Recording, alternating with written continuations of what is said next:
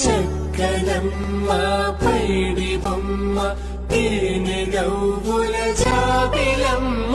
లేని సాకులు చెప్పకమ్మ